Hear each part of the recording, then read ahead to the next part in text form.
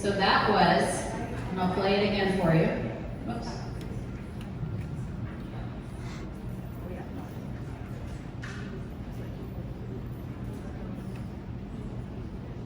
I think that's actually Alanna Rizzo's third. But that went third baseman, first baseman. But the ball hit the ground. Okay, so it's not a line out, it's a ground out. Okay, so that goes third baseman to first baseman. So what is that? 5-3. Very good. Very, very good. All right, so that's a 5-3. And that I would just put in my, I would just put that in my scorecard. Let's just pretend I was the second batter, even though I wasn't catching it. I would just do it as a 5-3. Okay, and I would just put a little, line in between there. The count is whatever balls and strikes are. So a 3-2 count is also called a full count. You guys don't even need to take this class. A full count.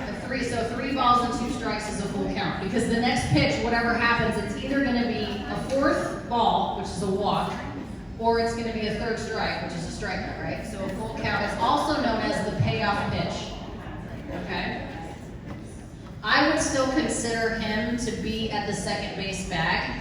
If he was a little bit further to the left, more in Corey's spot, I would still say line out at 4, so L4, but I would do it at 6. So do you guys understand shifts, defensive shifts? And they're really starting to play more defensive shifts in today's game. When it works, the pitchers love it. When it doesn't work, the pitchers hate it. They really would like to have more of the standard defensive alignment behind them, but there's a lot of shifting now with all of the numerical things, sabermetrics, all of that stuff.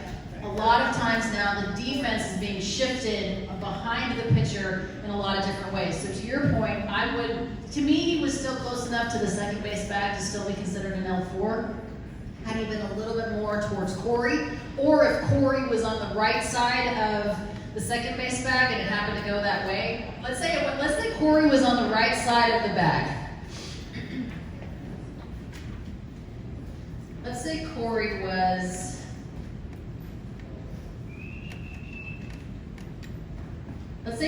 over here, okay? I would, and Corey caught the ball. I would have said, and it didn't touch the ground. Why Corey would be all the way over there, I don't know. But the point is, if Corey was all the way over there, it would be an L6 at 4, okay? Because no matter where the ball is, it always matters who the player is that caught the ball. It doesn't make any difference where the ball ends up. It's the player that made the out. It's that corresponding number is how you score the play, okay? Does that make sense? When he scores, that means the person driving them in gets what? An RBI. For me, I do an RBI, I give them a dot. So Corey, right now CT3 is on third, because Corey doubled. So Chris Taylor, let's pretend he's slow, and he's only on third, okay? Corey drove in Jock, so Corey gets an RBI. Meanwhile, with my yellow highlighter, I'm highlighting all 3 of those guys, because they're hits, okay? Cody, which never happens, I'm going to give him a strikeout. So that's the first out of the inning. Who's up next? Turner. Turner hits a home run. Okay? So Turner hits a home run, which means he's all the way around the bases. He's around. CT scores. He scores. Who's third?